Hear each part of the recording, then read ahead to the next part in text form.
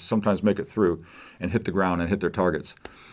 And so, we hear the explosions in the air, but we also hear the explosions on the ground. And Saturday, as we're preparing for getting ready and kind of preparing our day for the New Year's party, we had an attack. And it was the most intense that I've heard since I've been here. And, February and March, when it was really intense in Kyiv, we heard bombings and, periodically throughout the day and in the evening, and we heard the gunfire, and we see the traces going up into the sky,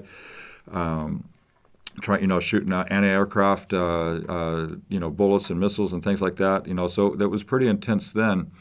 But this one was really unique on Saturday because it was about 10 explosions. Usually you hear about 1, 2, you hear them maybe 3 or 4 at the most, and then it kind of calms down and goes quiet.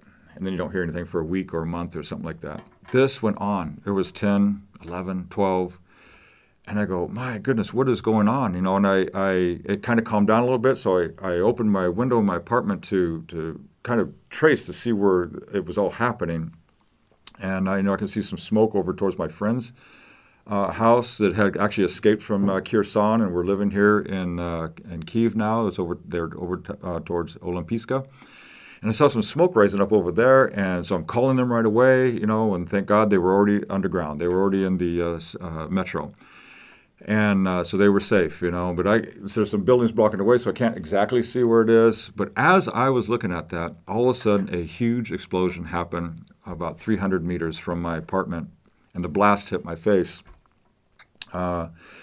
It shook the windows. Thank God it didn't break any of the windows. Our apartment was actually, there was another building that was between us and the explosions when the hotel got hit on Saturday. And, for the first time, you hear it, and you hear the rattling of your own windows and things like that, but they actually feel the blast from that at such a distance.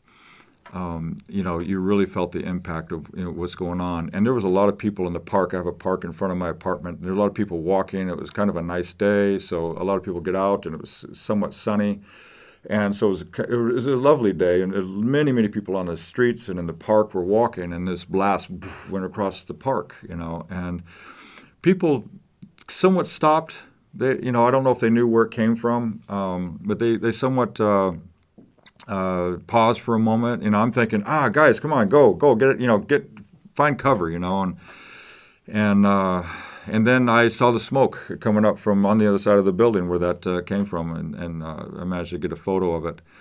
It was one of the closest that had hit towards my living quarters, my apartment, and and that wasn't the end. There was still some more in the distance that you can hear going on. Later on, I heard that it actually Sviatoshin got hit over in that area and knocked out some building and some glass windows and other buildings and stuff like that. So it was intense. And then it calmed down.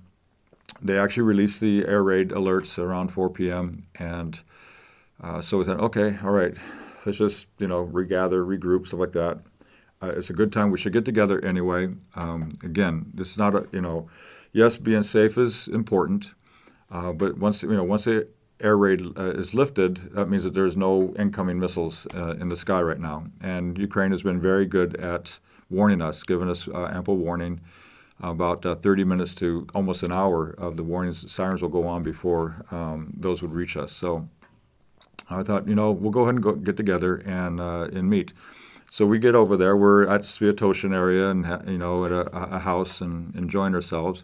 And then I'm getting reports on my phone that there's more attack going on in Kyiv. And sure enough, there was. It was like a fireworks show for some people on New Year's Eve of us knocking down the drones and the missiles that are coming into Kyiv, And so that went on. And then so a lot of people didn't sleep. Then we had the next day, Sunday.